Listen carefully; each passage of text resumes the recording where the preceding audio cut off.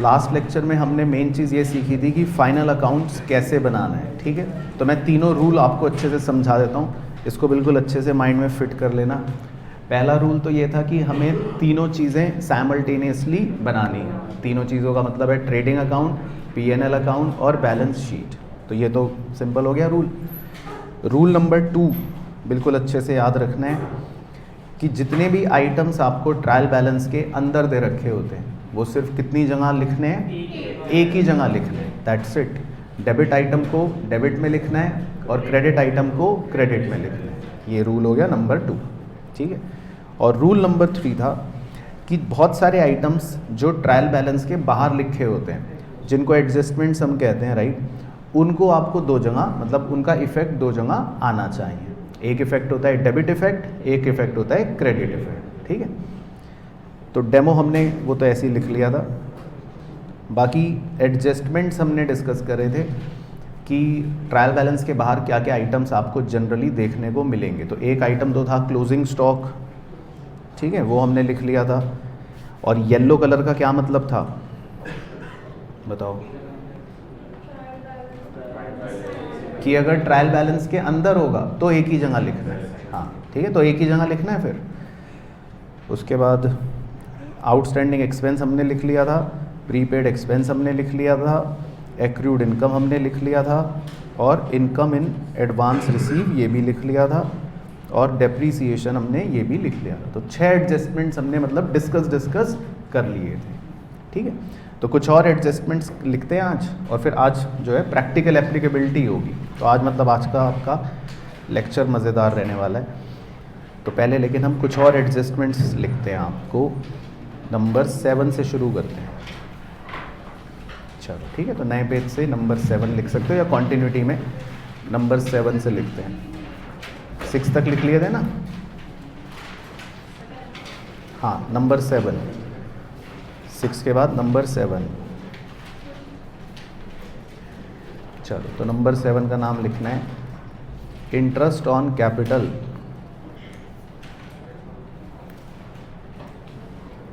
Interest on capital, तो ये आपको कभी कभी एडजस्टमेंट में देगा।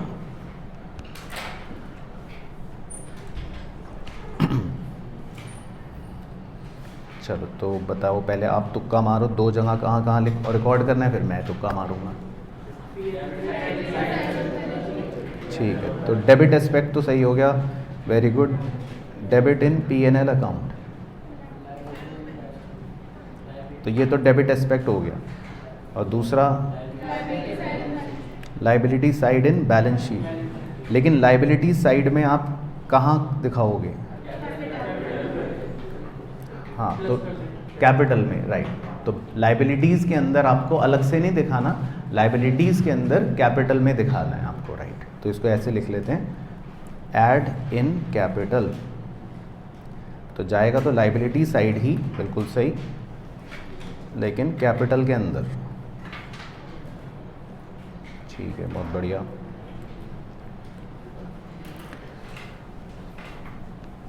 और तो डेबिट एस्पेक्ट हो गया, क्रेडिट एस्पेक्ट हो गया। फिर येलो कलर बताना है आपको कि अगर ये आइटम ट्रायल बैलेंस के अंदर होगा तो फिर एक ही जगह लिखना है, बैलेंस शीट इन, बच्चा कह रहा है बैलेंस शीट इन पीएनएल। क्या कह रहे हो? बैलेंस शीट इन पीएनएल या पीएनएल इन बैलेंस शीट, क्या कहाँ लिखना है? एक ही जगह लिखना है। चलो, तो येलो कलर करो मेरे साथ, डेबिट साइड इन पीएनएल, ठीक है, क्योंकि ये आपको ट्रायल बैलेंस में ना डेबिट में दे रखा होता है, तो मतलब मैं ऐसे ही दिखाने के लिए बना रहा हूँ। तो अगर आपको इंटरेस्ट ऑन कैपिटल दे रखा होगा तो आपको डेबिट साइड पे दे रखा होगा, अगर दे रखा होगा तो, है ना। तो अगर आपको ट्रायल बैलेंस में दे रखा होगा तो डेबिट साइड पे दे रखा होगा, तो फिर इसको कहाँ पोस्ट कर दोगे? पीएनएल के डेबिट साइड, है ना। तो डेबिट का आइटम डेबिट में ही लिखना है।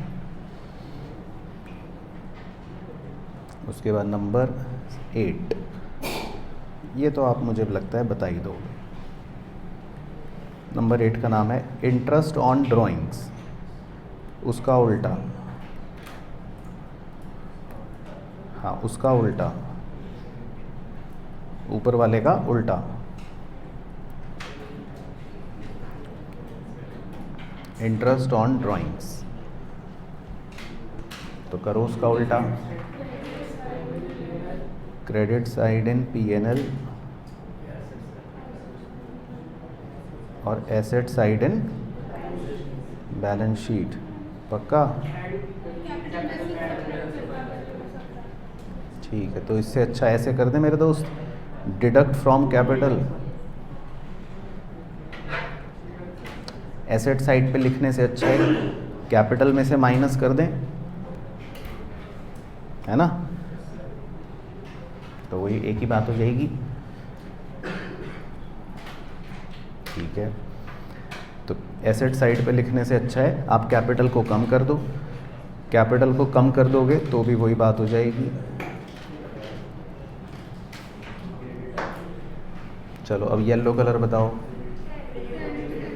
बस्ता क्या हुआ? P&L में क्रेडिट साइड, ठीक है। तो इंटरेस्ट ऑन ड्राइंग अगर आपको ट्रायल बैलेंस में दिया होगा तो ऐसे ही बना देता हूँ, है ना? तो अगर इंटरेस्ट ऑन ड्राइंग आपको ट्रायल बैलेंस में दिया होगा तो क्रेडिट में दिया होगा, अगर दिया होगा तो बस इसको कहाँ पोस्ट कर दोगे? P&L के क्रेडिट। तो ट्रायल बैलेंस के आइटम को एक ही जगह लिखने का, ठीक है। चलो तो हल्का सा एक कॉन्सेप्ट बता देता हूँ, क्योंकि कई बार कुछ बच्चों को शायद नहीं पता होता, तो ये आप ध्यान से सुनना, क्योंकि ये दोनों पॉइंट थोड़े से मज़ेदार हैं।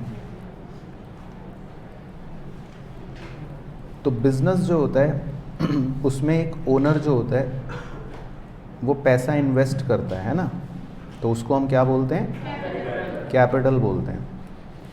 तो जब बिज़नेस कैपिटल लेता है ओनर से, तो ओनर कहता है कि इसके बदले में तुम मुझे क्या पे करोगे? हाँ, तो उसको हम बोलते हैं इंटरेस्ट ऑन कैपिटल। तो फर्म के एंगल से अगर आप देखोगे तो फर्म के एंगल से ये, हाँ मतलब एक्सपेंस के नेचर का आप कह सकते हो। फर्म के एंगल से कैपिटल तो चलो लाइबिलिटी हो गई, राइट? कैपिटल तो लाइबिलिटी हो गई, लेकिन इंटरेस्ट का नेचर अगर कहा जाए या पूछा जाए तो क्या हो गया इंटरेस्ट का नेचर? एक्सपेंस। तो इंटरेस्ट का नेचर क्या हो गया? एक्सपेंस। ओके हो गई। और इसी तरह कभी कभी उल्टा भी हो जाता है, ओनर जो है बिजनेस से पैसा ले लेता है, ड्राइंग्स, यानी कि वो अपनी कैपिटल को कम कर देता है, तो फिर बिजनेस कहता है ओनर से बदले में तुम हमें क्या दोगे? Interest on drawings, right. तो अगर आप फर्म के एंगल से सोचोगे तो ये फर्म के लिए क्या हो गया इंटरेस्ट ऑन ड्राइंग? रेवेन्यू या इनकम, कुछ भी कह सकते हो आप, रेवेन्यू कह लो या इनकम कह लो। तो इसका नेचर हो गया इनकम का की नेचर, ठीक है। तो इसीलिए ऊपर वाला आइटम जो होता है वो डेबिट हो रहा है P&L में, क्योंकि एक्सपेंस के नेचर का है, और नीचे वाला आइटम क्रेडिट हो रहा है P&L में, क्योंकि इनकम के नेचर का है। तो आई होप इससे आपको और थोड़ा सा क्लैरिटी हो गई होगी। तो क्लियर हो गया? तो इंटरेस्ट ऑन कैपिटल जो होता है वो फर्म के लिए खर्चा है, एक्सपेंस है, पे करना पड़ता है, और इंटरेस्ट ऑन ड्राइंग फर्म के लिए इनकम है, वो उसको मिल जाता है, ठीक है। चलो, तो 7 भी हो गया और 7 का उल्टा 8 हो गया। तो ये दोनों मतलब बस एक दूसरे के उल्टे उल्टे हैं, और ये दोनों इंडिपेंडेंट एडजस्टमेंट्स हैं, आप कह सकते हो। इसके बाद चलते हैं नंबर 9 की तरफ। नंबर 9 बहुत ही मज़ेदार है। नंबर 9 का नाम है goods withdrawn for personal use.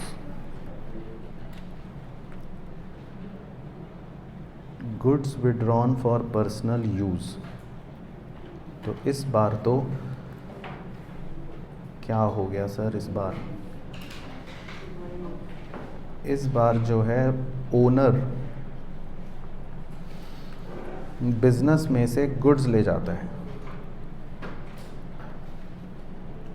ठीक है। तो गुड्स जो है वो बिजनेस को छोड़कर चले जाते हैं, गुड्स चले गए, ओनर उनको विड्रॉ कर लेता है पर्सनल यूज़ के लिए, ठीक है। तो बताओ दो जगह कहाँ लिखने का,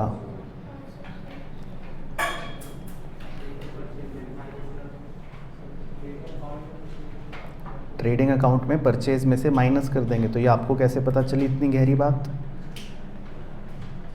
बस बता दी, चलो। तो इनको गहरी बात बता दी, सर ने सही बताया है।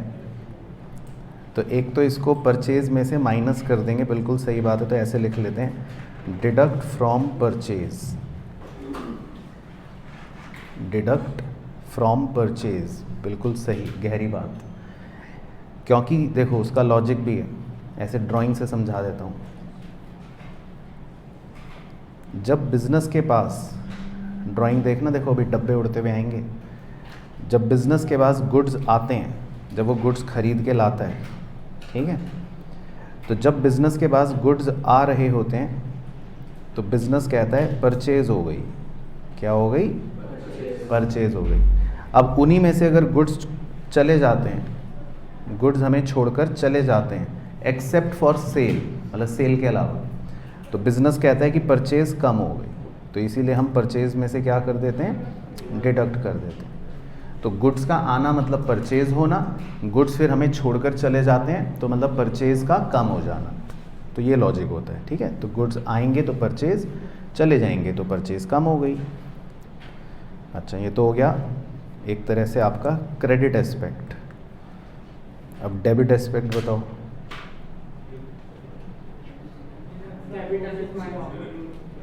तो ये आपको कैसे पता,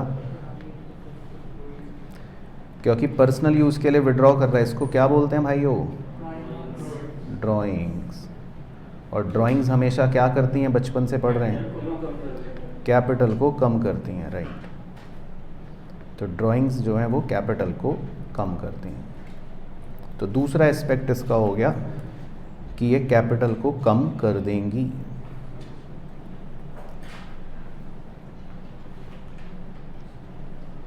ठीक है। तो इसके दो एस्पेक्ट्स हो गए, एक तो आपके परचेज कम हो जाएंगे और दूसरा आपका कैपिटल भी जो है वो कम हो जाएगा।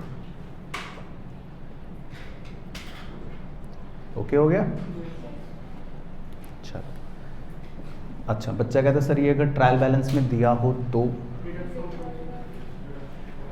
कि मान लो आपको ये ट्रायल बैलेंस में दिया हो तो क्या करना है। तो बच्चा बताओ, बच्चों जी, ट्रायल बैलेंस में दिया है तो क्या करना है।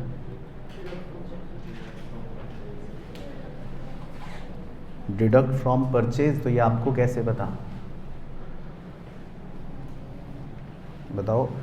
बच्चा कहता है सर अगर ट्रायल बैलेंस में दिया है तो क्या करें। कि मान लो ट्रायल बैलेंस के अंदर दे रखा है goods withdrawn for personal use. तो वैसे तो ये बहुत ही हाइपोथेटिकल बात कर रहा हूँ, वैसे ये नहीं होता, 99.99% नहीं होता, है ना। लेकिन मान लो फिर भी हो तो क्या करना है। तो कुछ नहीं करना, तो ट्रायल बैलेंस को देखना है। अगर ट्रायल बैलेंस में डेबिट साइड नज़र आए तो ये वाला ट्रीटमेंट कर लेना, ट्रायल बैलेंस में क्रेडिट साइड नज़र आए तो ये वाला ट्रीटमेंट कर लेना, है ना। आपको एस्पेक्ट का ध्यान रखना है। डेबिट में दे रखा होगा तो डेबिट एस्पेक्ट फॉलो कर लेना, क्रेडिट में दे रखा होगा तो क्रेडिट एस्पेक्ट फॉलो कर लेना, है ना। तो ऊपर वाला क्रेडिट एस्पेक्ट है। बच्चा कह रहा क्रेडिट एस्पेक्ट कैसे है, क्योंकि आप परचेज को माइनस कर रहे हो, मतलब डेबिट को माइनस कर रहे हो, तो डेबिट को माइनस करना मतलब क्रेडिट करना। और नीचे वाले में बच्चा कह रहा है डेबिट एस्पेक्ट कैसे है, क्योंकि आप कैपिटल को माइनस कर रहे हो, कैपिटल को माइनस करने का मतलब है क्रेडिट को माइनस कर रहे हो, तो क्रेडिट को माइनस करने का मतलब है डेबिट एस्पेक्ट। ठीक है, तो मैंने इसलिए लिख दिया, तो आप गलती नहीं करना। तो आपको ना ट्रायल बैलेंस पे बिल्कुल चील की तरह देखना है कि क्या दे रखा है। ट्रायल बैलेंस आपका आधा आंसर वैसे ही सॉल्व कर देता है। तो डेबिट हो तो डेबिट कर दो, क्रेडिट हो तो क्रेडिट कर दो, एडजस्टमेंट हो तो दोनों कर दो। ओके हो गया। चलो उसके बाद नंबर 10, इसी का भाई, goods distributed as free samples, goods distributed as free samples. इस बार भी गुड्स हमें छोड़कर चले गए, ठीक है, लेकिन हाँ मतलब पर्सनल यूज़ के लिए नहीं, हमारे कुछ कस्टमर्स थे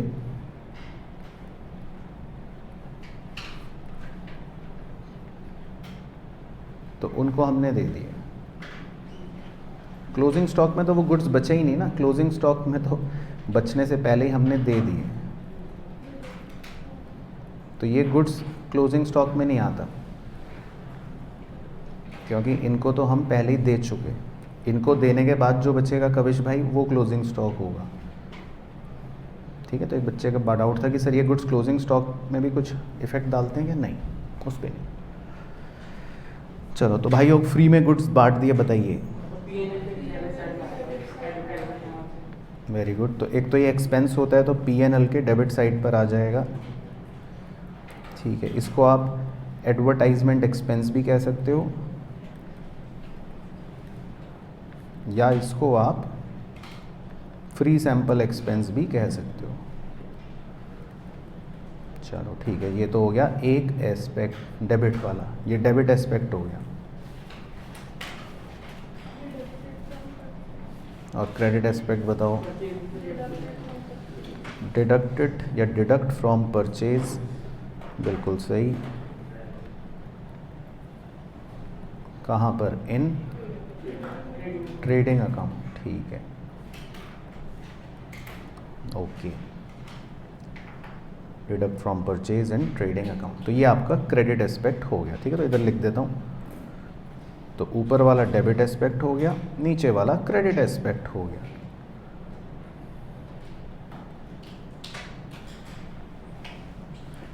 तो ट्रायल बैलेंस में अगर दिया होगा तो क्या करना है? P&L के डेबिट साइड। और अगर ट्रायल बैलेंस में क्रेडिट में दे दिया उसने तो फिर डिडक्ट कर देना, ठीक है। तो समझ गए। तो अब इसलिए मतलब डेबिट क्रेडिट में कुछ भी हो सकता है वैसे तो अगर ट्रायल बैलेंस में डेबिट में देगा तो डेबिट वाला कर लेंगे, ट्रायल बैलेंस में क्रेडिट में देगा तो क्रेडिट वाला कर लेंगे। वैसे तो 99% ये नहीं होता ट्रायल बैलेंस में, लेकिन फिर भी अगर होता है तो 99% उसमें भी डेबिट में ही होता है, ठीक है। तो अगर आपको ट्रायल बैलेंस में डेबिट साइड पे दे रखा होगा तो आप उसको डेबिट में ही कर देना।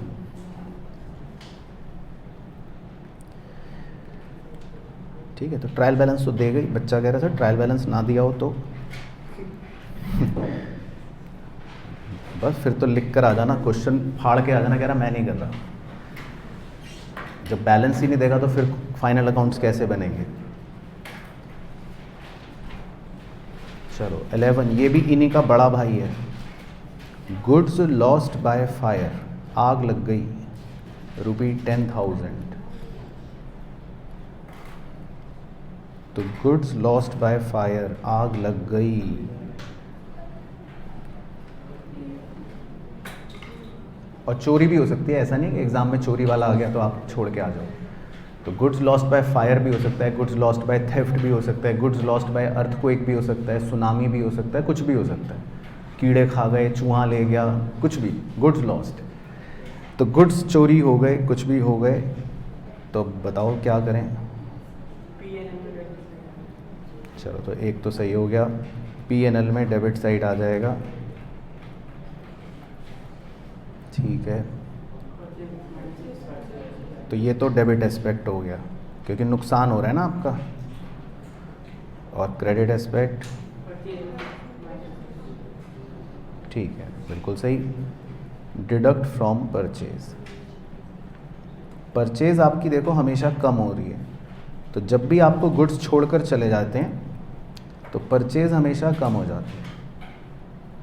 तो परचेज में से कम कर देंगे और ट्रेडिंग अकाउंट में डाल देंगे। मतलब ट्रेडिंग अकाउंट में परचेज में से कम कर देंगे और P&L अकाउंट में डेबिट कर देंगे, ठीक है। तो कोई भी गुड्स अगर कभी भी जल जाएं, चोरी हो जाए, मतलब कुछ भी हो जाए गुड्स का, तो वो हमारा नुकसान होता है। तो गुड्स लॉस्ट बाय फायर, अच्छा, ये ट्रायल बैलेंस में कभी नहीं देगा, है ना, तो ये तो आप मान के चलो नहीं देगा। बाकी अगर दे भी दे फिर अगेन आप ही बताओ क्या करेंगे। डेबिट होगा तो डेबिट वाला कर लेना, क्रेडिट होगा तो क्रेडिट वाला कर लेना, है ना, तो ये तो वैसे नहीं होता। अच्छा, अब इसी में स्टार डाल के लिखते हैं, if in above point comma insurance company accepted 60% claim, then, अब ऊपर वाले पॉइंट में ऐसा भी हो सकता है कि गुड्स में आग तो लग गई और आग लगने के बाद इंश्योरेंस कंपनी कह रही है कि हम आपको 60% क्लेम दे देंगे, चलो तो चलो, कुछ तो ये तो अच्छी बात है हमारे लिए कि हमें 60% तो पैसे मिल जाएंगे। मतलब कितने रुपए मिल जाएंगे? 6,000 रुपये मिल जाएंगे। तो हमारे लिए इसका मतलब कुछ तो राहत की बात है। तो भाई इसका भी बताओ क्या करेंगे, दो जगह। ठीक है, वेरी गुड। तो एक तो फ़ायदा हो गया क्रेडिट साइड इन P&L, तो ये तो हो गया क्रेडिट एस्पेक्ट, और डेबिट एस्पेक्ट परचेज में प्लस एसेट साइड। हाँ देखो, हिंदी पढ़ो धीरे धीरे। पैसे मिल जाएंगे, तो आपको जब भी फ्यूचर में पैसे मिल जाएंगे लिखते हो तो आपके लिए क्या है, ये एसेट है ना। हाँ, तो इसको फिर बैलेंस शीट में एसेट कहेंगे हम, क्योंकि पैसे मिल जाएंगे का मतलब होता है रिसीवेबल। इसकी इंग्लिश क्या है? हाँ, ये भी लिख लो वर्ड। पैसे मिल जाएंगे को इंग्लिश में कहते हैं रिसीवेबल। तो इसीलिए इस एसेट का नाम क्या होता है, बताओ। एसेट का नाम भी तो बताओ। एक्रूड इनकम नहीं भाई, मशीन लिखोगे एसेट में, फर्नीचर लिखोगे, एसेट का नाम क्या लिखोगे?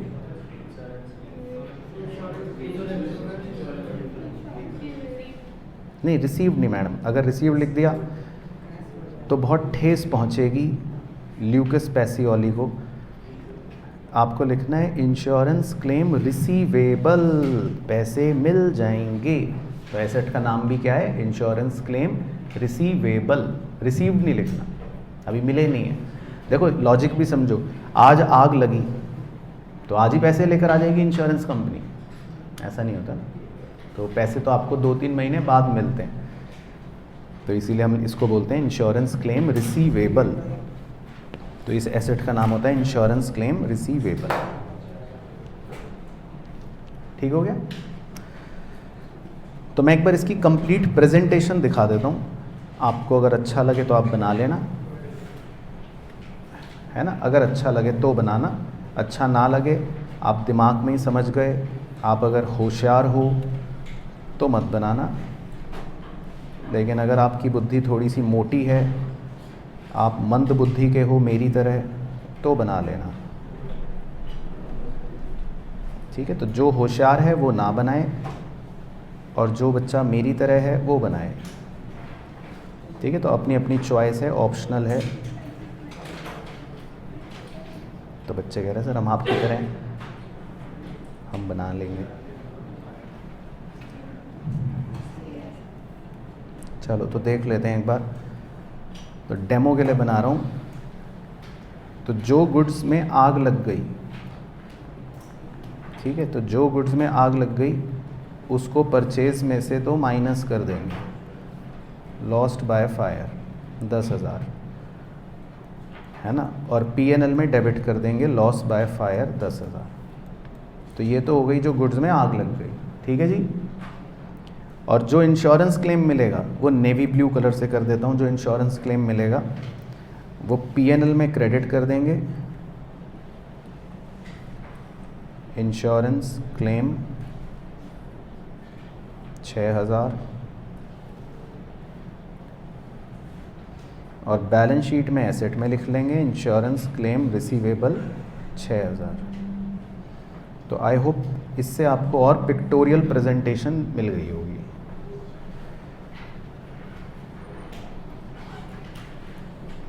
ठीक है ना, तो इससे आपको थोड़ी सी और पिक्टोरियल प्रेजेंटेशन मिल गई होगी।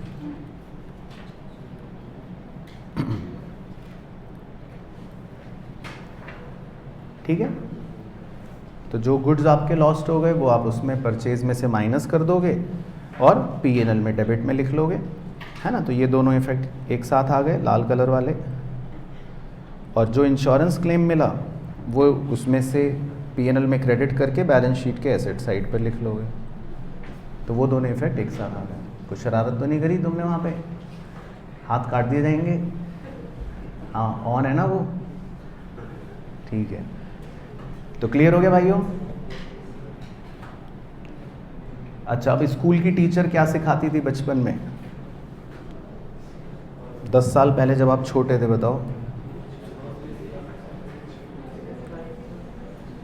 तो स्कूल की टीचर सिखाती थी कि बच्चों ये जो इंश्योरेंस क्लेम है 6000 का, उसको एक काम करो,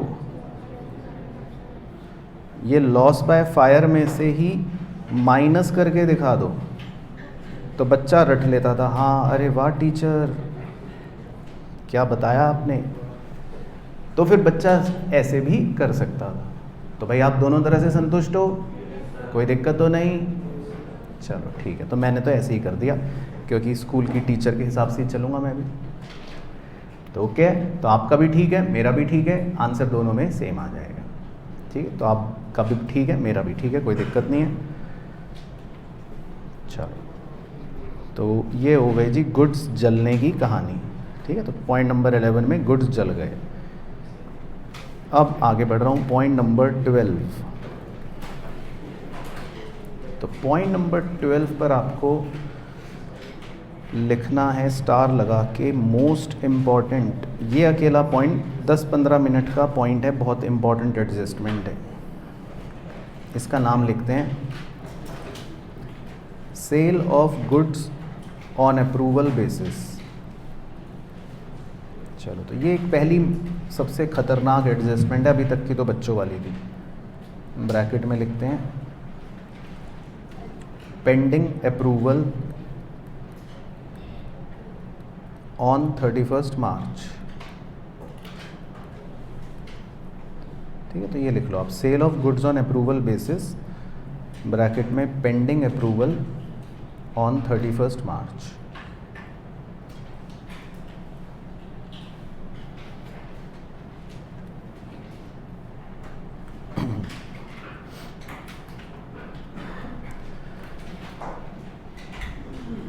ठीक है, तो इसमें एक छोटी सी ऐसी ड्राइंग बना देता हूँ, आप भी चाहे छोटा छोटा बना लो चाहे मेरे साथ।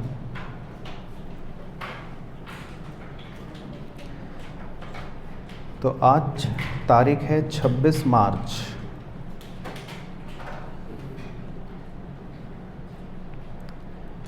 हमने अपने कस्टमर को कुछ गुड्स बेचे। ठीक है, हमने अपने कस्टमर को गुड्स बेचे, लेकिन उसको गुड्स बेचे ऑन अप्रूवल बेसिस। तो पहले तो बच्चा कहता है ये किस चिड़िया का नाम है, क्योंकि गुड्स बेचे तो हमें पता है, लेकिन ऑन अप्रूवल बेसिस का क्या मतलब होता है। तो ऑन अप्रूवल बेसिस का ये मतलब होता है कि हम ग्राहक को कहते हैं कि हम तुम्हें 15 दिन का टाइम दे रहे हैं, 15 डेज़ का टाइम दे रहे हैं। गुड्स अपने पास रखो, गुड्स इस्तेमाल करो, देखो, जो करना है करो। 15 दिन के अंदर हमें बता देना कि गुड्स आपको पसंद आए या नहीं है। अगर आप कहोगे कि पसंद आए तो ठीक है भाई, अच्छी बात है। और अगर आपको लगता है 15 दिन में कि पसंद नहीं आए तो हमें वापस लौटा दें।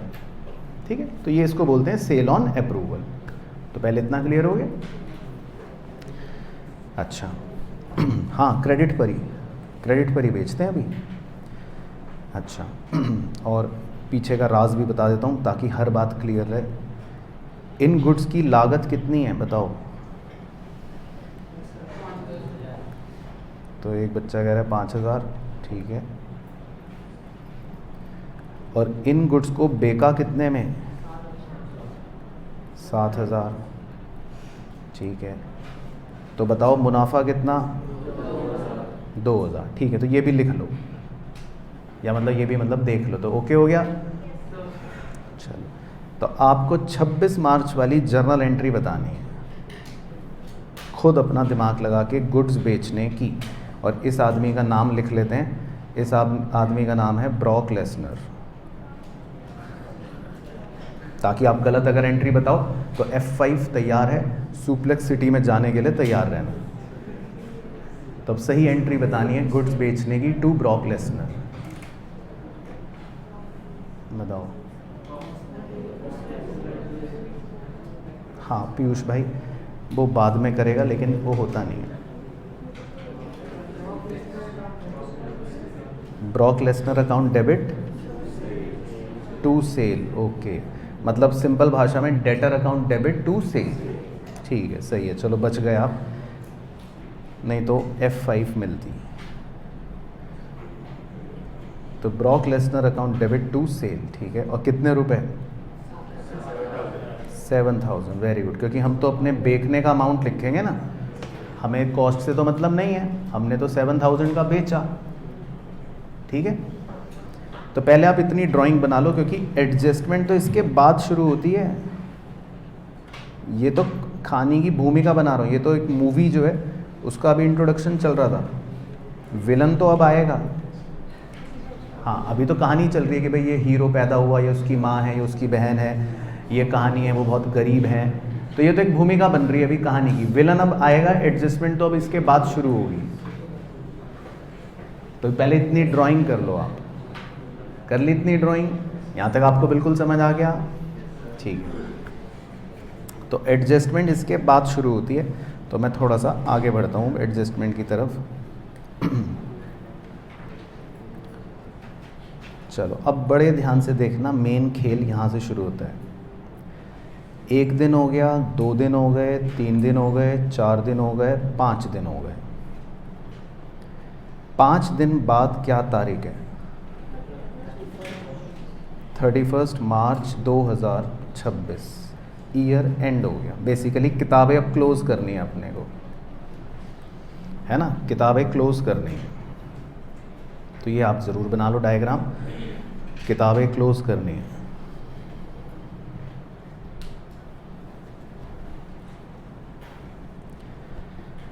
और ईयर एंड पर ये कस्टमर है, लिख देता हूँ, मतलब वही कस्टमर, मतलब कस्टमर लिखते हुए भी डर लग रहा है। ब्रॉक लेसनर है, मतलब जिसको आपने गुड्स भेजे थे,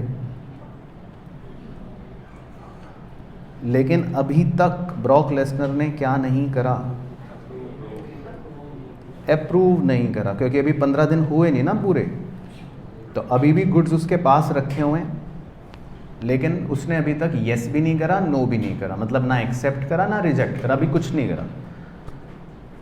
तो ये ड्राइंग बनाना बहुत इंपॉर्टेंट है, क्योंकि एडजस्टमेंट वो होती है, आपके क्वेश्चन में वो अंग्रेजी से शुरू होगा एडजस्टमेंट, कि भाई फला फला goods still pending with customer.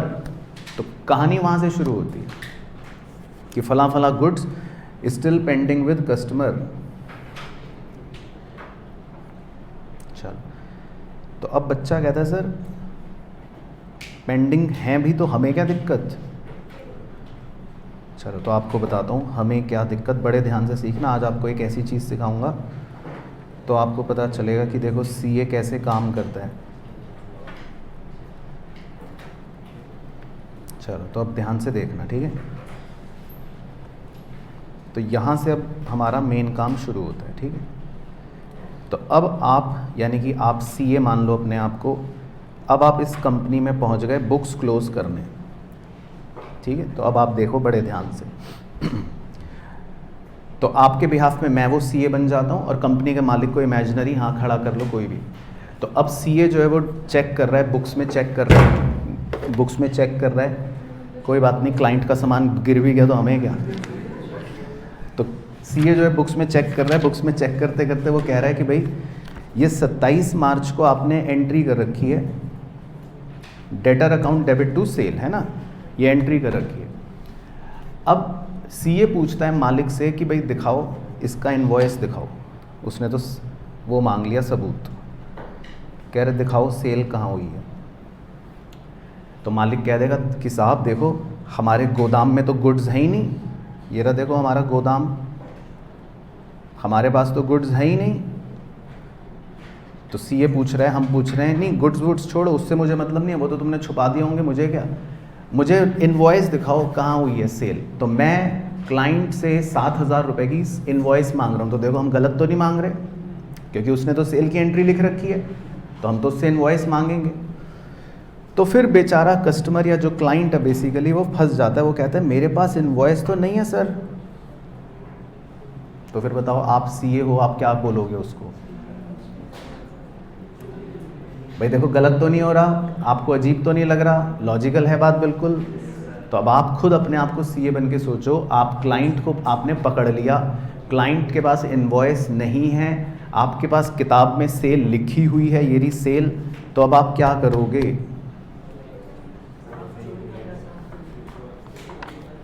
बताओ, अब आप तो सीए हो ना, अब आपके पास शक्ति, अब आप क्या करोगे बताओ?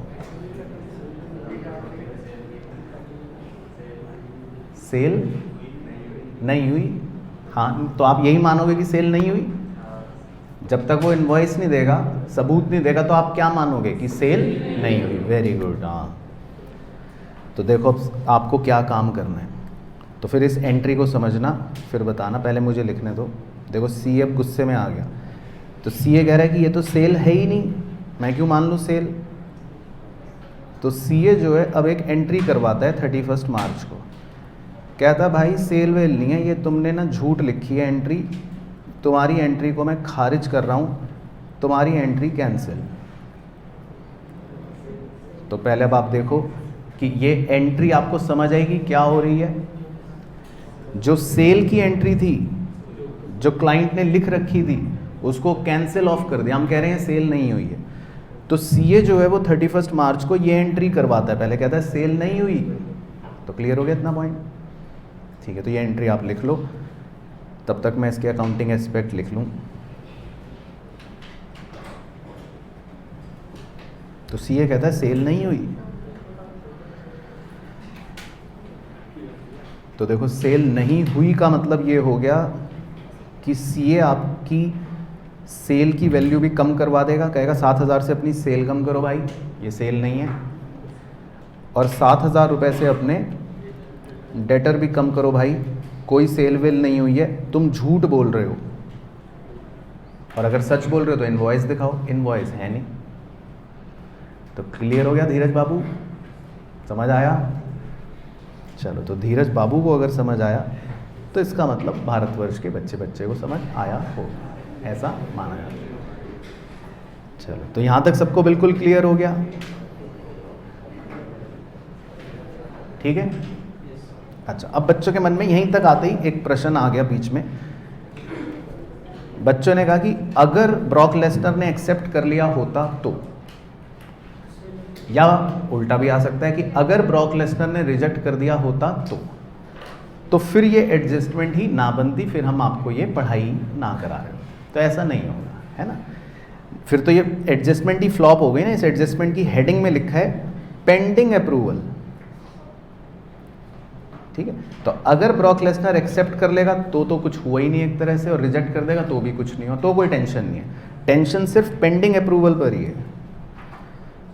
तो आप उसको देखो कि अगर पेंडिंग अप्रूवल है और आपने ये एंट्री जो करी, वो उसका लॉजिक समझ आया? पहले दोबारा से सुनते हैं ध्यान से। तो यहां से देखना, देखो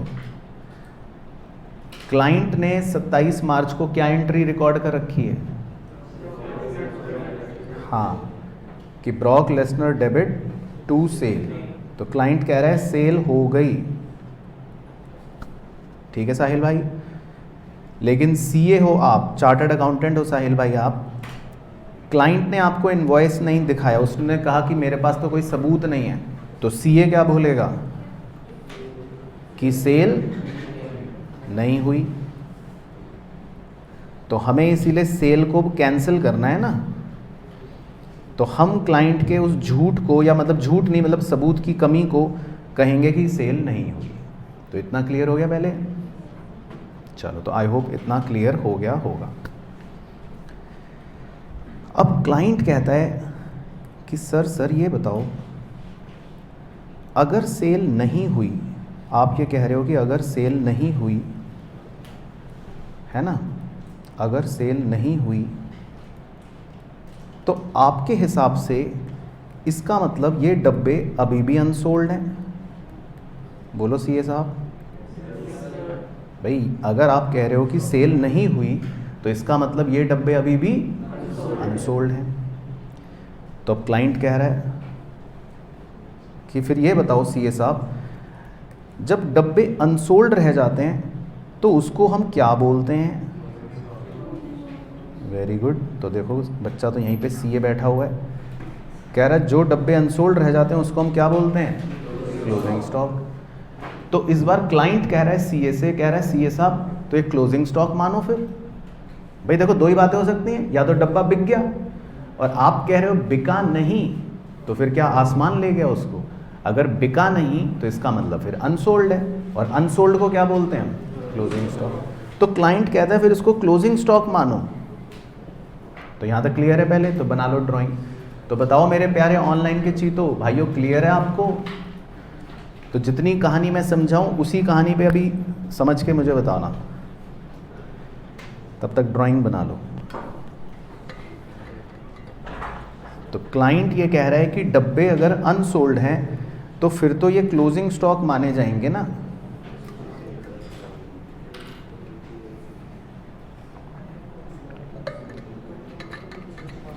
नहीं, ये एडवर्टाइजमेंट नहीं है। एक बच्ची कह रही है सर ये एडवर्टाइजमेंट है क्या? नहीं, ये अलग कॉन्सेप्ट है, इसको बोलते हैं सेल ऑन अप्रूवल, एडवर्टाइजमेंट नहीं है। तो क्लाइंट ने हमें कहा कि ये तो फिर अनसोल्ड हैं, ये तो क्लोजिंग स्टॉक मानो। हाँ, और डब्बा ब्रॉक लेसनर के पास है। अभी एसी बंद करवा दो, एक काम करो वहाँ जाके बैठो। एसी जब चलता नहीं है तो हाय तौबा गर्मी, एसी चल रहा है तो फिर बंद करवा दो। हैं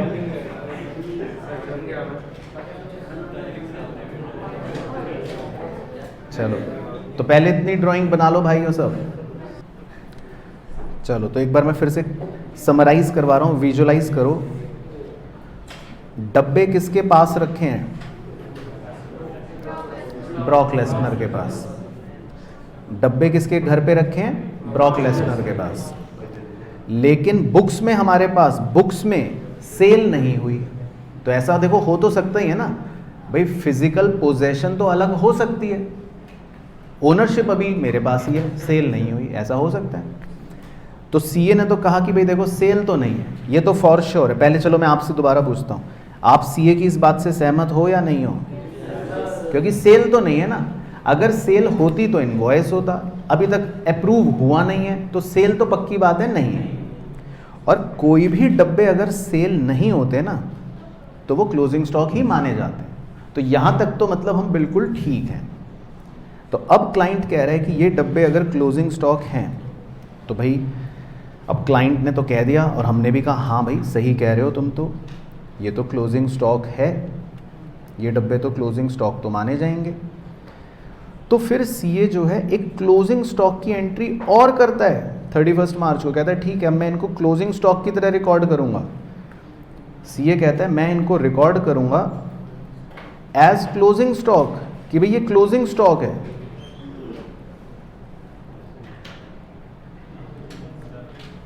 चलो तो अभी चेपना मत, देखो सुनते रहना।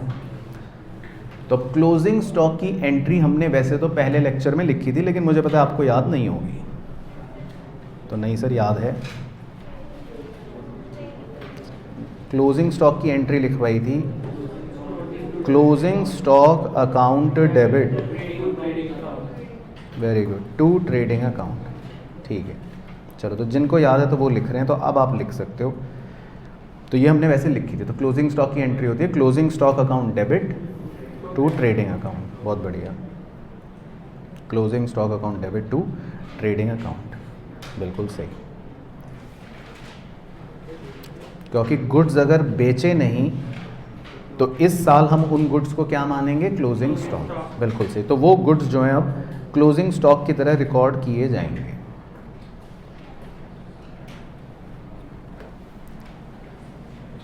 तो अब इन गुड्स को क्लोजिंग स्टॉक की तरह रिकॉर्ड करते हैं। तो एंट्री हो गई closing stock account debit to trading account. अब कितने रुपए रिकॉर्ड होगा, ये भी एक बहुत बड़ा क्वेश्चन मार्क। तो ये आपको कैसे पता, क्या कॉस्ट लेते हैं या जो मार्केट प्राइस है, दोनों में से कौन सा लेना है, कॉस्ट लेना है, विच एवर इज लोअर। तो ये बात आपको कैसे पता, मतलब कहाँ बताई थी? अच्छा, मतलब पता है आपको, पीछे भी पता है, और नहीं भी पता तो कृपया लिख लेना भाइयों बहनों। क्लोजिंग स्टॉक को हम रिकॉर्ड करते हैं, बिल्कुल सही बताइए आपको ये बात, तो कॉस्ट या मार्केट प्राइस जो भी कम होती है। तो गुड्स जो थे, यहाँ पर दोबारा से ड्राइंग बना देता हूँ अगर आपको याद हो कहानी।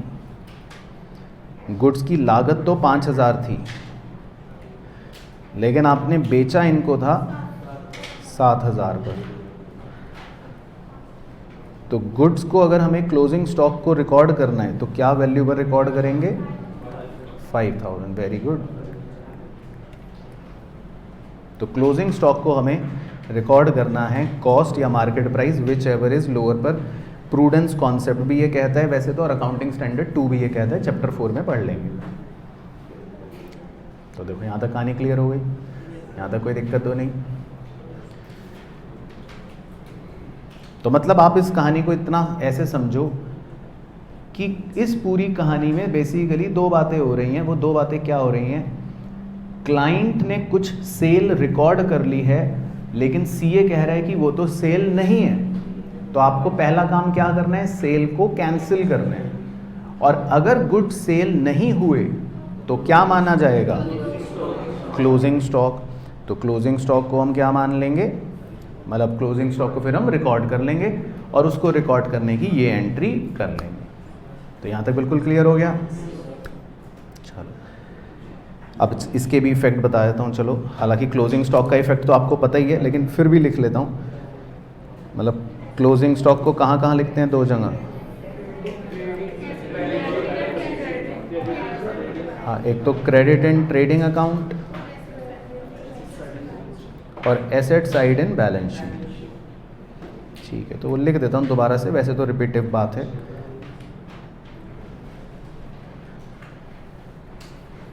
तो ट्रेडिंग अकाउंट के क्रेडिट साइड पर और बैलेंस शीट के एसेट साइड पर। तो है ना ज़बरदस्त एडजस्टमेंट। क्लाइंट की सेल को ख़त्म करना है पहले, सेल को नहीं मानना, और सेल की जगह क्या मानना है, क्लोजिंग स्टॉक।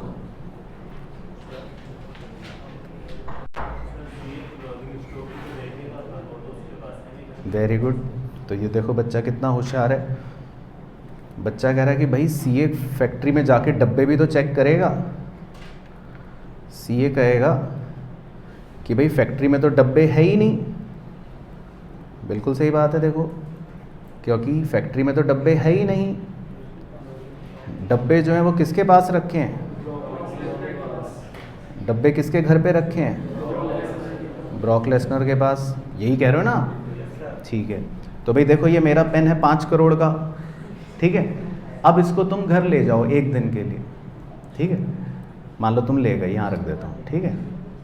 अब क्या ये पेन मेरे पास है, अभी नहीं है, लेकिन बुक्स में कौन रिकॉर्ड करेगा, इस पेन का मालिक कौन।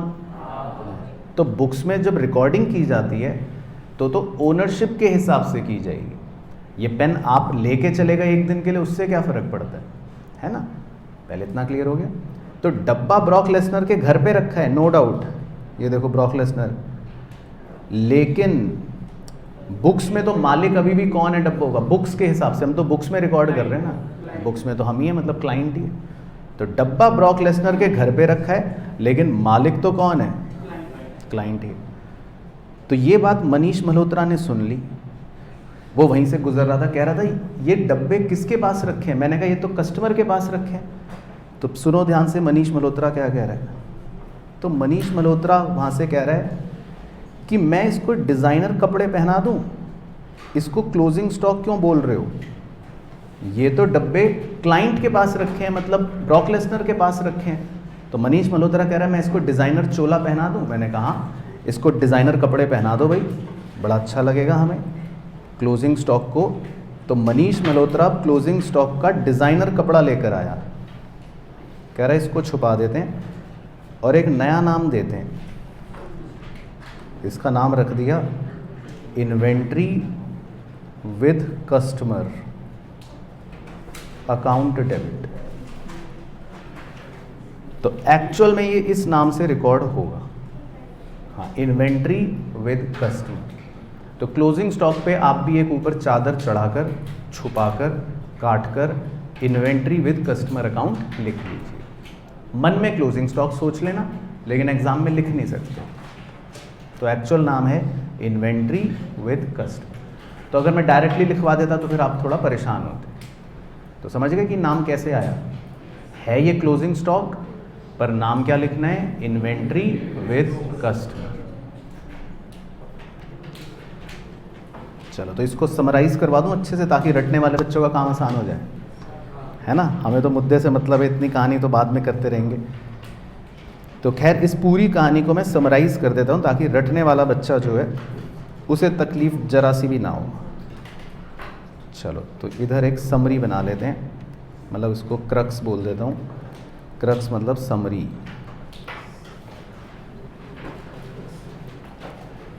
तो देखो जी, आपको क्या करना है, बाकी आप लॉजिकली भी समझ सकते हो अगर थोड़ा सा इंटरेस्ट लेना चाहते हो तो।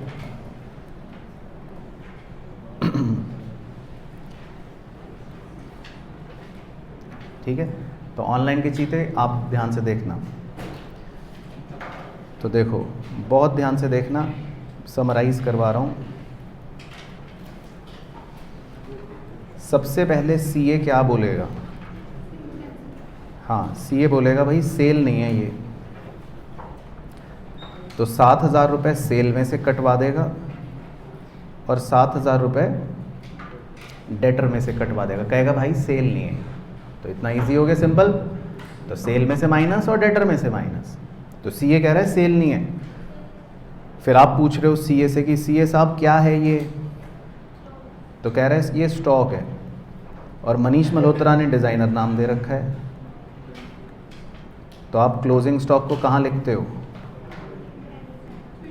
पीएनएल मतलब ट्रेडिंग में क्रेडिट साइड, और क्लोजिंग स्टॉक को बैलेंस शीट में कहाँ लिखते हो, एसेट साइड। तो सीए कहेगा चलो इसको क्लोजिंग स्टॉक की तरह रिकॉर्ड कर लो, बस। तो रटने वाले बच्चे बस ऐसे रट लो, आपका काम खत्म। आपको क्या लेना देना बाकी अकाउंटिंग से, है ना। तो कितना इजी हो गया, पूरा समराइज चार्ट बन गया ये। तो सीए दो बातें कह रहा है सेल नहीं मानूंगा। तो सेल नहीं मानने का मतलब तो हो गया ये पहला वाला पॉइंट, कह रहा है मैं सेल नहीं मानूंगा। और फिर क्लाइंट कह रहा है कि क्या मानोगे, तो हम कह रहे हैं क्लोजिंग स्टॉक मानेंगे। ये हो गया दूसरा वाला पॉइंट, ठीक है, नेवी ब्लू कलर में। तो आई होप अब क्लियर हो गया होगा, है ना। इससे ज़्यादा सरल तरह से समझाना मेरी क्षमताओं के बाहर है। तो क्लियर है, देख लो भाइयों सबको अब। तो बस आप मन में ऐसे याद रखने के लिए सोचना, सीए कह रहा है सेल नहीं मानूंगा, तो रेड वाली बात हो गई। और सीए कह रहा है कि भाई मैं इसको क्लोजिंग स्टॉक मानूंगा, तो वो वाली ब्लू वाली बात हो गई। तो बस इस पूरे एडजस्टमेंट का ये ट्रीटमेंट है इन नटशेल। तो सेल में सेल भी नहीं माननी और उसको क्लोजिंग स्टॉक मानना है। चलो तो ये बहुत इंपॉर्टेंट एडजस्टमेंट थी, तो ये आपने एक अच्छी चीज़ सीख ली।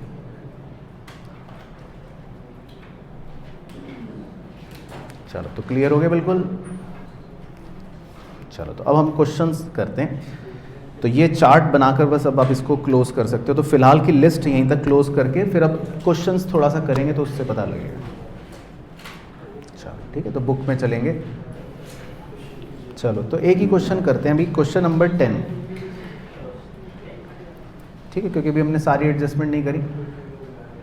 तो इसमें लिखा है, पढ़ते हैं। देखो मैं आपको अप्रोच भी सिखाऊंगा एग्जाम में कैसे करना है। Mister Mohan gives you the following trial balance, ठीक है। तो बिल्कुल ध्यान से सुनना, देखो मैं एक एक बात बता रहा हूँ, एग्जाम में बिल्कुल वैसे ही करना है। जैसे ही फाइनल अकाउंट्स का क्वेश्चन आपका सामने आंखों के सामने आए, ठीक है, तो आपको क्या करना है, आपको तुरंत नीचे जाना है ये सब छोड़ के, और आपको हमेशा एडजस्टमेंट्स पढ़नी है, हमेशा एडजस्टमेंट से स्टार्ट करना है, ठीक है। तो आपको फाइनल अकाउंट्स का क्वेश्चन कहाँ से स्टार्ट करना है, एडजस्टमेंट्स।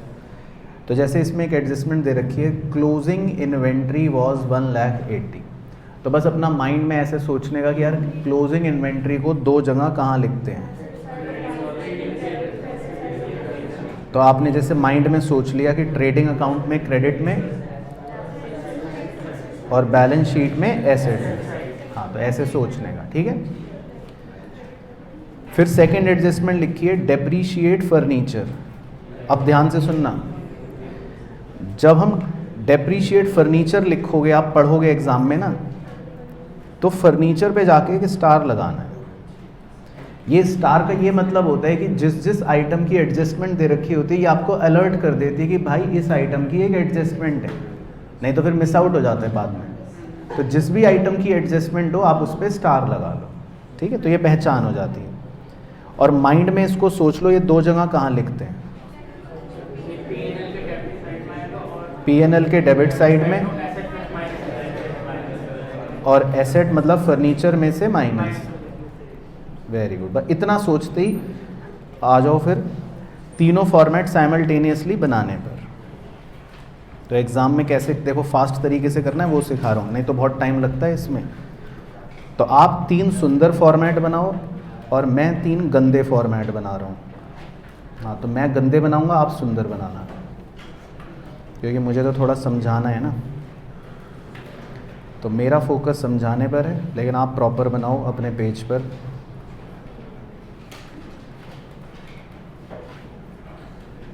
तो 8 लाइन का ट्रेडिंग अकाउंट बना लो, 10 लाइन का P&L अकाउंट बना लो,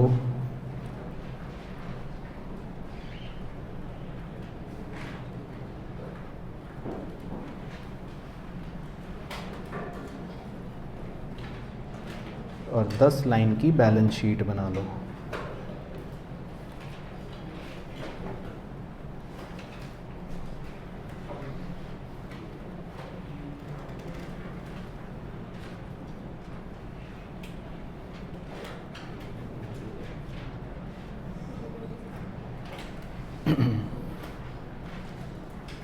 ठीक है, तो बना लो पहले 3 ढांचे। देखो आपको हमेशा कैसे करना चाहिए, मतलब मैं आपको अपना पर्सनल तरीका बता रहा हूँ, हमेशा पहले एडजस्टमेंट सॉल्व कर लेनी चाहिए। अब जैसे पहली एडजस्टमेंट क्या थी, क्लोजिंग इन्वेंट्री, ठीक है। तो अब देखो ध्यान से देखो कैसे करना है, एग्ज़ाम में मैं कैसे करता था। अपन ने पढ़ा क्लोजिंग इन्वेंट्री 1,80,000, ठीक है। तो फटाफट से जाके इसको 2 जगह लिखाओ। लो लिखो मेरे साथ फटाफट से। एक तो ट्रेडिंग अकाउंट में लिख लो,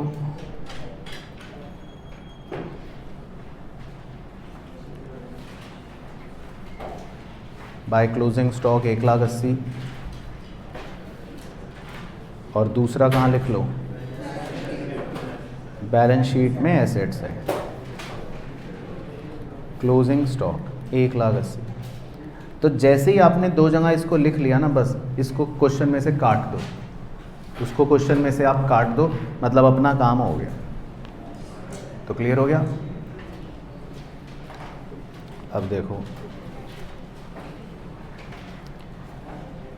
दूसरी एडजस्टमेंट है, डेप्रीशिएट फर्नीचर एट 10%।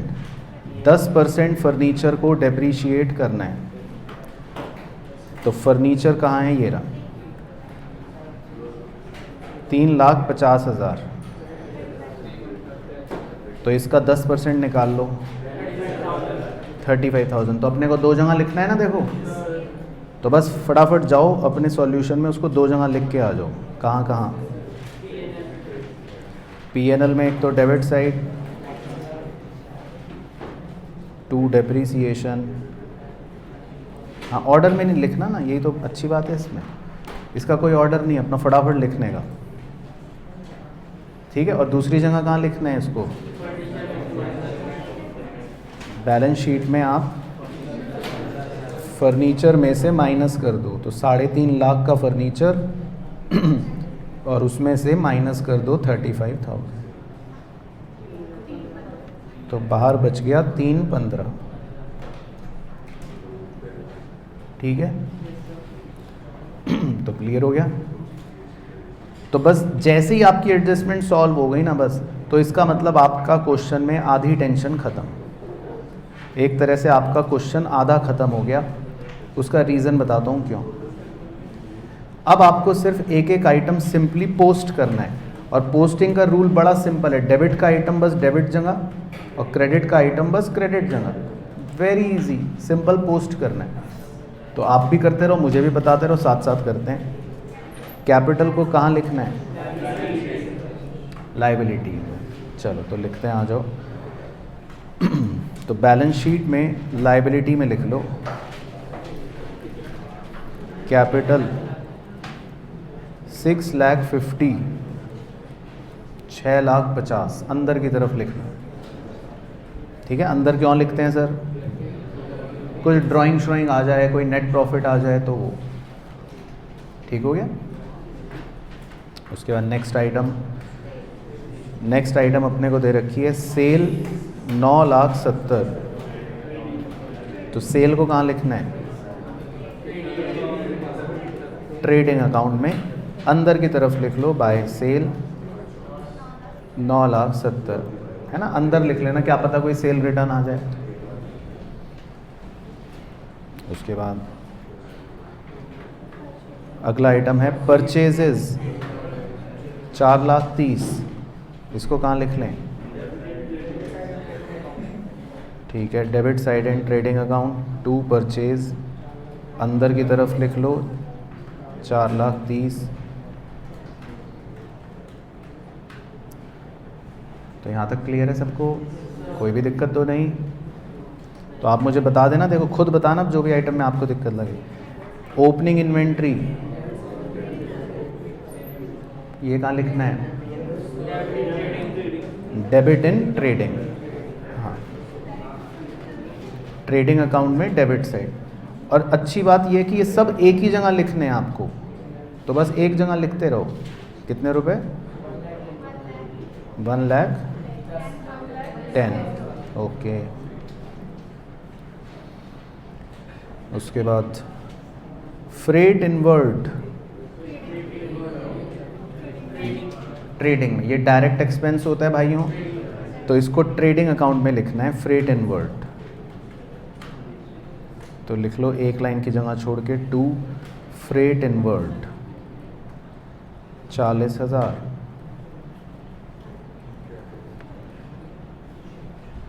उसके बाद सैलरीज,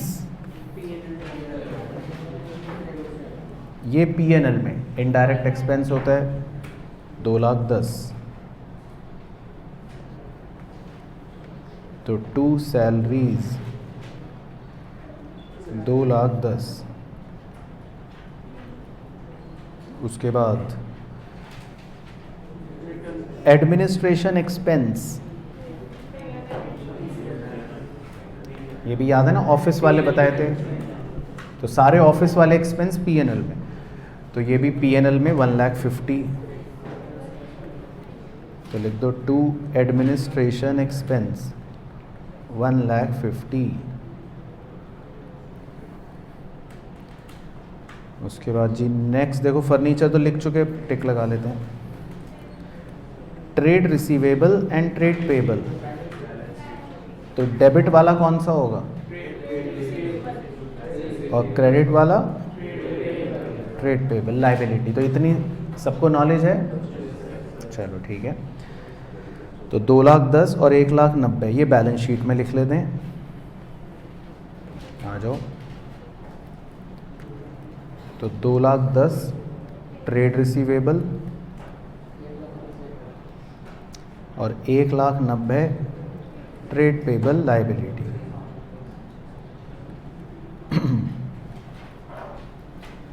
चलो अगला बड़ा इंपॉर्टेंट पॉइंट है, एग्ज़ाम में बच्चे गलत करते हैं। चलो तो अगला पॉइंट देखते हैं जी, जो बच्चे गलत करते हैं। अगला पॉइंट है रिटर्न्स। डेबिट भी दे रखी है, क्रेडिट भी दे रखी है। ठीक, तो डेबिट वाला होता है सेल रिटर्न, वेरी गुड, और क्रेडिट वाला परचेज रिटर्न। ठीक है, तो भाइयों ये सबको ओके है? ठीक है, ऑनलाइन के चीज़ तो आप भी सावधानी से। तो सेल रिटर्न 20,000 और परचेज रिटर्न 12,000, तो ये माइनस कर देते हैं, आ जाओ। सेल रिटर्न माइनस कर दो 20,000 और परचेज रिटर्न माइनस कर दो 12,000। फिर फाइनल उत्तर बाहर लिख लेते हैं। परचेज तो आ गया 418 और सेल आ गया 950। ओके, ठीक हो गया। तो डेबिट क्रेडिट का याद रखना है। चलो वो आगे बढ़ रहे हैं। उसके बाद है जी डिस्काउंट्स भी डेबिट क्रेडिट दे रखे हैं 19 और 9। तो डेबिट वाला मतलब वो डेबिट साइड में और क्रेडिट वाला क्रेडिट साइड में, है ना। तो डेबिट का डेबिट में, क्रेडिट को क्रेडिट में। ठीक है, तो डिस्काउंट लिख लेते हैं पीएनएल में 19 और 9। तो डेबिट वाला देखो डेबिट में लिखना है, क्रेडिट वाला क्रेडिट में लिखना है ना। कितना इजी रूल है, दिमाग लगाने का ही नहीं। तो बाय डिस्काउंट और इधर टू डिस्काउंट। बाकी नॉलेज के लिए बता दो वो कौन से हैं भाई।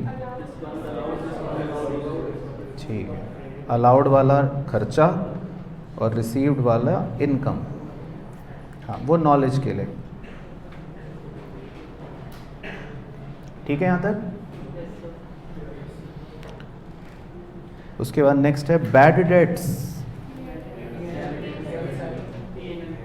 तो डेबिट में लिखना है कहाँ, पीएनएल। ऑफिस का खर्चा है ये भी, है ना। तो 2 बैड डेट्स 5,000।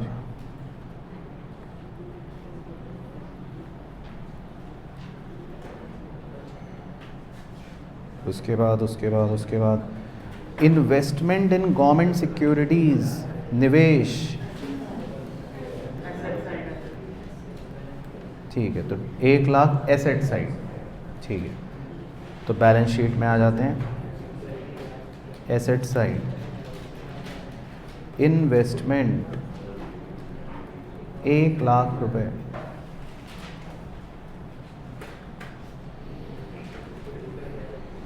चलो उसके बाद बहुत बढ़िया, नेक्स्ट आइटम है cash in hand and cash at bank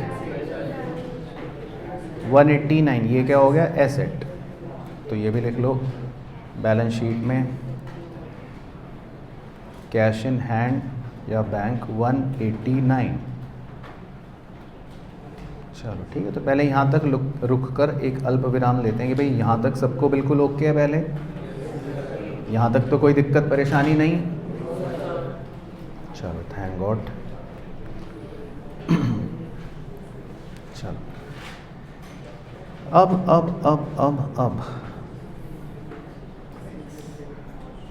अब बस मेरे को आपको 5, 7, 10 मिनट ध्यान से सुनना पड़ेगा सबको।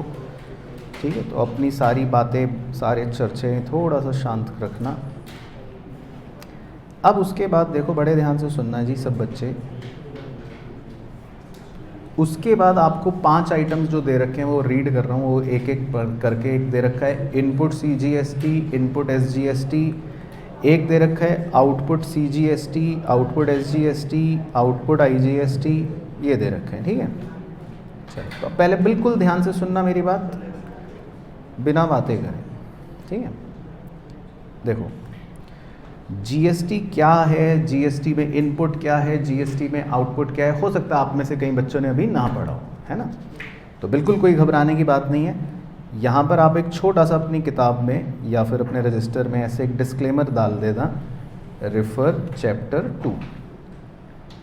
चैप्टर 2 जब हम पढ़ेंगे या पढ़ते हैं जर्नल के अंदर, बेसिकली वहाँ पर इसकी डिटेलिंग आपको अच्छे से सिखाई जाती है ना। फिलहाल के लिए तो ये एक छोटा सा डिस्क्लेमर डाल देना जिन्होंने नहीं पढ़ रखा। रेफर चैप्टर 2 जर्नल के अंदर, ठीक है। अच्छा, बाकी अभी के लिए बता देते हैं।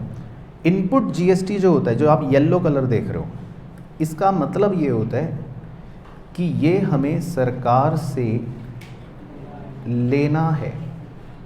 तो येलो कलर के पैसे का मतलब है कि ये हमें सरकार से लेना है। तो कितने रुपए लेने हैं सरकार से? 20,000। तो ये एक सिंपल इसका मतलब आप लिख सकते हो।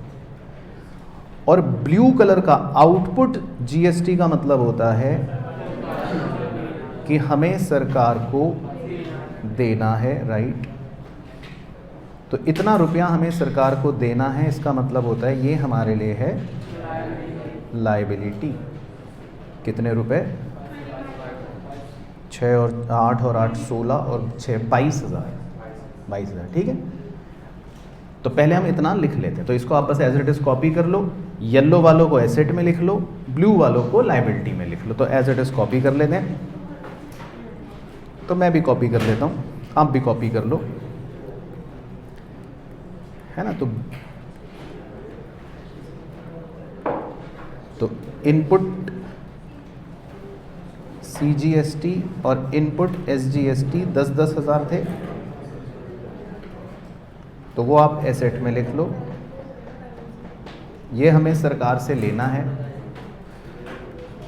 और आउटपुट सीजीएसटी 8, आउटपुट एसजीएसटी 8 और आउटपुट आईजीएसटी 6, ये हमें सरकार को देना है। तो सिंपल सी कहानी अभी के लिए याद रखनी है, जिन्होंने जर्नल नहीं पढ़ रखा, कि इनपुट जीएसटी मतलब हमें लेना है एसेट, और आउटपुट जीएसटी मतलब हमें देना है लायबिलिटी। तो ये आप पहले नोट डाउन कर सकते हो, ठीक है। तो पहले इतना आप नोट डाउन कर लो।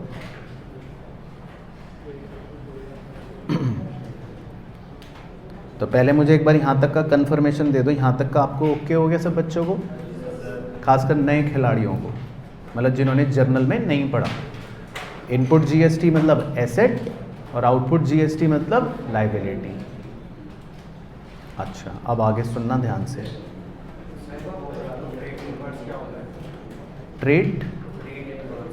ट्रेड इनवर्स मतलब, अच्छा, फ्रेट इनवर्ड मतलब सामान अंदर आया, वो तो एक डायरेक्ट एक्सपेंस होता है, फैक्ट्री में सामान लाने का खर्चा। चलो, तो अब भाइयों बहनों, अब बड़े ध्यान से सुनना है सबको, बिना बातें करे। तो देखो जी, आपको सरकार को कितने रुपए देने हैं? 22,000। और सरकार से कितने रुपए लेने हैं? 20,000। तो अब ध्यान से सुनना, सरकार से आपको 20,000 लेने हैं और सरकार को 22,000 देने हैं। तो इन जीएसटी का एक रूल होता है, लॉ होता है, क्योंकि उसको बोलते हैं सेट ऑफ। क्या बोलते हैं जी? Set of. हाँ, तो वो वैसे वो भी हम चैप्टर 2 में पढ़ते हैं, लेकिन उसकी डिटेलिंग अभी यहाँ नहीं करते। लेकिन मान लो आपको कॉमन सेंस ही लगाना हो कि 22,000 देना है और 20,000 लेना है, तो कितने रुपए का हिसाब बन गया? 2,000 देने पड़ेंगे। तो अगर मैं ऐसे इनको काट दूं, मान लो, आप काट देना बाद में, लेकिन, और खाली मैं इतना लिख दूं कि मुझे सरकार को खाली 2,000 देना है, फॉर एग्जांपल ऐसे लिख दूं, तो खाली अगर लायबिलिटी में 2,000 शो कर दूं और एसेट में 0 शो कर दूं, तो आप संतुष्ट हो या नहीं हो? पहले ये बताओ। ठीक हो। चलो, तो आपने जो लिखा है वो भी ठीक है, और अगर किसी को खाली 2,000 लायबिलिटी में लिखना है तो वो भी बच्चा ठीक है। तो सेट ऑफ के मैं रूल नहीं लगा रहा, खाली कॉमन सेंस पे अप्लाई कर रहा हूँ। ओके हो गया? चलो, तो ये भी ठीक है। जिनको सेट ऑफ आता है वो ये भी लिख सकते हैं, जिनको सेट ऑफ नहीं आता वो पूरे ही लिख लेना। ओके, चलो, तो बस, तो ये थोड़ी सी चर्चा विशेष थी जीएसटी को लेकर। तो बस अब सारे आइटम खत्म हो गए। अब आपको कोई टेंशन नहीं है। अब आप ट्रेडिंग अकाउंट से आंसर निकाल के बताओ मुझे भी। अच्छा, तो पहले टोटल भी बता दो। नहीं, सेट ऑफ का रूल नहीं लगाना, वो चैप्टर 2 में सीखते हैं। तो जिनको अगर आता है तो लगाओ, नहीं तो कोई नहीं, छोड़। तो कितना हो गया टोटल? 11,30,000। ओके, तो अब आंसर बताओ, ग्रॉस प्रॉफिट 5,62,000। चलो ओके जी। अब इसको नीचे लाते हैं, नीचे लाते हैं। By gross profit 562। तो अब ग्रॉस प्रॉफिट 562 लिखकर टोटल बताओ P&L का। 571। और आंसर नेट प्रॉफिट 152। ठीक है, 152। ठीक है, तो यहाँ तक बिल्कुल ओके। ठीक है, अब नेट प्रॉफिट को कहाँ ले चलें? बैलेंस शीट में कैपिटल में जोड़ने का। नेट प्रॉफिट 152, तो बाहर आ गया 8,02,000। अब आप अपनी अपनी बैलेंस शीटों का टोटल करना, जिसने जो लिखा है। तो अलग अलग आंसर आएंगे, मैं दोनों ही लिख देता हूँ। दो प्रकार के आंसर आ सकते हैं, लेकिन अच्छी बात ये होगी कि वो मैच होंगे। तो कुछ का आ रहा है 994 और कुछ का आ रहा है 10,40,000। तो जिसकी जो भी बैलेंस शीट हो, जिसने सेट ऑफ करा हो, जो चैप्टर 2 जानता हो, वो अपना आंसर लिख लो, और जो चैप्टर 2 ना जानता हो, सेट ऑफ अभी ना जानता हो, वो अपना आंसर लिख लो। तो क्लियर है? देखो मेरी तरफ से तो क्लियर है। समझ आया पूरा प्रोसेस? चलो तो बस डन फॉर द डे।